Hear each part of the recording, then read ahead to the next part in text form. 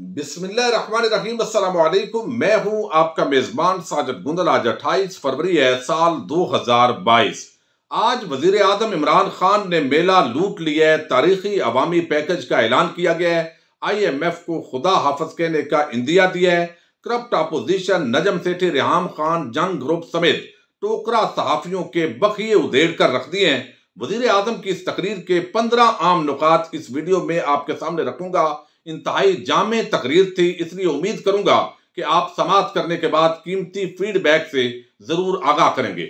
आज 27 रजबुल मुरज्जब की बाबरकत रात है। इस रात को अल्लाह ताला ने हजूर नबी अकरम सल्लल्लाहु अलैहि वसल्लम को मेराज की नेमत अता फरमाई, काबा कौसैन औ अदना की रिफत अता फरमाई।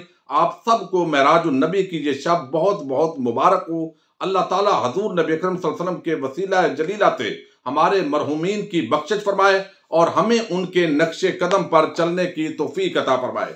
वजीर आजम इमरान खान ने आज जो गुफ्तगू की है, अगरचे इस पर 3-4 वीडियोस बड़ी आसानी के साथ बनाई जा सकती हैं, लेकिन मैं कोशिश करूंगा मुख्तसार वक्त के अंदर जो आम पॉइंट्स हैं वो आपके सामने रखूं।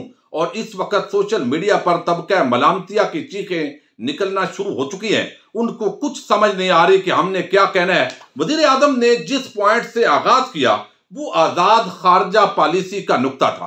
उन्होंने बताया कि मेरे आबा अजदाद यानी आप सब के आबा अजदाद एक गुलाम मुल्क के अंदर पैदा हुए, यानी हिंदुस्तान के अंदर जहां पर अंग्रेज की हुकूमत थी। आजादी बहुत बड़ी नेमत है, लेकिन बाद अदा हमारी जो हुकूमतें हैं उनकी पॉलिसीज की वजह से पाकिस्तान की पॉलिसी, खारजा पॉलिसी जो है वो आजाद नहीं हो सकी। यहां पर जरदारी हूं, नवाज शरीफ हूं, ड्रोन अटैक होते थे। हालांकि परवेज मुशर्रफ या कोई भी जो डिक्टेटरशिप की हुकूमत होती है तो उस दौरान उनकी मजबूरी होती है कि इंटरनेशनल लेवल पर पाबंदियों से बचने के लिए उन्होंने अपनी हुकूमत को रिकॉग्नाइज करवाना होता है। तो उनके दौर के अंदर ये ड्रोन हमले ज्यादा होने चाहिए थे, लेकिन जो नाम नेहाद ये जमहूरियत के चैंपियन है नवाज शरीफ और जरदारी के अदवार में 400 ड्रोन अटैक किए अमेरिका ने। हमने अमेरिका का साथ दिया, 80,000 जानों की कुर्बानी दी, 150 अरब डॉलर की हमने नुकसान उठाया। इसके बावजूद डू मोर का मुतालबा किया गया। मेरी हुकूमत आई, कोई ड्रोन अटैक नहीं हुआ, तो हमने खारजा पॉलिसी को अब आजाद कर दिया है। और जब भी आप वोट डालें तो ये जरूर देखिए, क्योंकि आगे बल्दियाती इंतखाबात आ रहे हैं, कि जिन लोगों का, लीडरों का पैसा बाहर होता है वो कभी भी गुलामी से निकल नहीं सकते। जैसे अभी रशिया की जंग शुरू हुई है तो रशिया के जितने अमीर लोग थे उनकी चूंकि बहुत सारी दौलत बैरून मुल्क थी, उस दौलत को फ्रीज कर दिया गया है, इसलिए ये डरते हैं। और मुझे कोई खौफ नहीं है, कोई मेरा बैरून मुल्क जो है वो कारोबार नहीं है, पैसा नहीं है। लिहाजा पाकिस्तान अपने इंटरेस्ट के अंदर अब फैसले करने जा रहा है। गुलामी का दौर चला गया है। हम तमाम ममालिक से अच्छे ताल्लुकात चाहते हैं, लेकिन गुलामाना और डू मोर की जगह अब एब्सोल्युटली नॉट होगा और हम अपने मफाद के अंदर फैसला करेंगे। अमेरिका की जंग के अंदर जाना हमारा यह फैसला इंतहाई गलत था। दूसरा नुक्ता जो उन्होंने बयान किया वो तबका मलामतिया के सहाफियों से मुतल्लक था। पीका ऑर्डिनेंस जो हुकूमत लाई है और उस पर इस वक्त chief justice Islamabad high court Athar Minallah जो है वो जबरदस्त तरीके से वो केस लड़ रहे हैं। और ऐसे लग रहा है कि गालम गलोच करें, जो भी आप करें और जितनी भी तौहीन करें, शायद आजादी इज़हार राय की आड़ के अंदर ये तबका बच जाएगा। इसका दिफा किया है वजीर आजम ने। उन्होंने बताया कि मुझे तनकीद से कोई घबराहट नहीं है।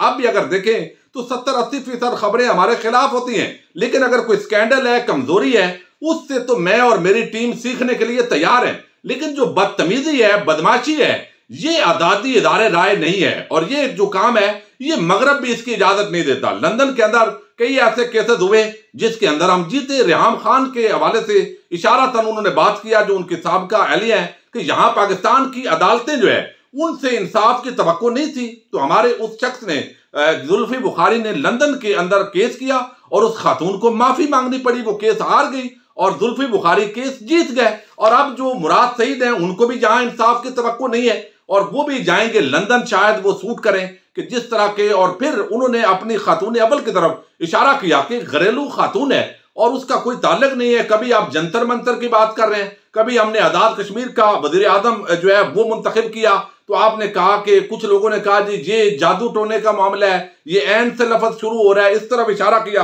तो यहां पर जो है उन्होंने बताया कि मेरा अपना एक केस चल रहा है डेफामेशन का, लेकिन मुझे इंसाफ नहीं मिल सका। 3 साल हो गए और वो अभी तक मामलात आगे नहीं बढ़ रहे। तो हमारा जो जुडिशियल सिस्टम है उस पर वजीर आजम ने आज बड़ा वाज़े अंदाज के अंदर अदम एतमाद का इजहार किया है। और ज़ाहिर है हुकूमत की इतनी अक्सरियत है नहीं कि वो इस तरह की अमेंडमेंट्स लेकर आए कि अदालतों को इतना ज्यादा मजबूर कर सकें। और उन्होंने बताया नजम सेठी के हवाले से भी कि इस शख्स को डंडे मरवाए थे नवाज शरीफ ने, लेकिन आज ये उसके गुण गाता है। और ये कभी इसने खबरें दी कि मेरी बीवी घर छोड़कर चली गई और फिर मैंने उसके खिलाफ ही केस किया हुआ है, 3 साल हो गए हैं। अब फिर ये चूंकि उसका हौसला बुलंद है, उसको सजा नहीं हुई तो दोबारा वो बदतमीजी और इस तरह की आजादी इदारे राय की आड़ के अंदर ये उन्होंने काम चलाया हुआ है। तो तब क्या मलामती है, उन्होंने कहा कि मुझे तनकीद से हुकूमत को कोई खतरा नहीं है, जो आपने पहाड़ गिराना है वो गिराएं, लेकिन बदतमीजी घटियापन ये आजादी इदारे राय नहीं है।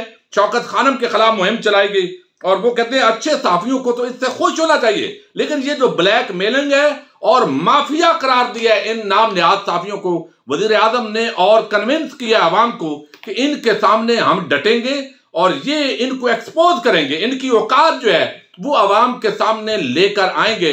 और पीका ऑर्डिनेंस की तरमीम का वजीर आजम ने दिफा किया है। उसके अंदर नजम सेठी, रेहाम खान, जंग जियो ग्रुप के खिलाफ भी उन्होंने बताया कि लंदन के अंदर अब हम केस करने जा रहे हैं। शौकत खानम के खिलाफ उन्होंने जो घटिया किस्म की खबरें जो है वो चलाई हैं। फिर वजीर आजम ने महंगाई को फोकस किया है। उन्होंने बताया है कि स्विट्जरलैंड जैसी मईशत मिलती तो मैं आज आपको बड़े जबरदस्त पैकेज देता, लेकिन आपको देखना है करंट अकाउंट खसारा 19 अरब डॉलर का था, कोरोना की वबा आ गई, पूरी दुनिया की मईशतें इससे नीचे गई हैं। फिर जो अखराजात थे ट्रांसपोर्ट के उनमें इजाफा हो गया।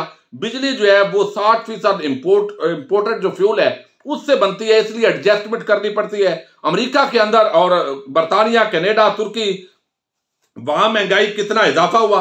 पीपल्स पार्टी के दौर, पहले दौर, दूसरे, तीसरे, नून लीग के तमाम अदवार का उन्होंने कंपैरिजन पेश किया और उसके मुताबिक उन्होंने बताया कि पीटीआई के दौरे हुकूमत के अंदर उस रेशो के एतबार से कम जो है वो, हालांकि इंटरनेशनल प्राइसेस पेट्रोल की ज्यादा है। और बड़ी खुशखबरी ये दी कि पेट्रोल और डीजल 10-10 रुपए कम कर रहे हैं, 5 रुपए बिजली फी यूनिट कम हो रही है।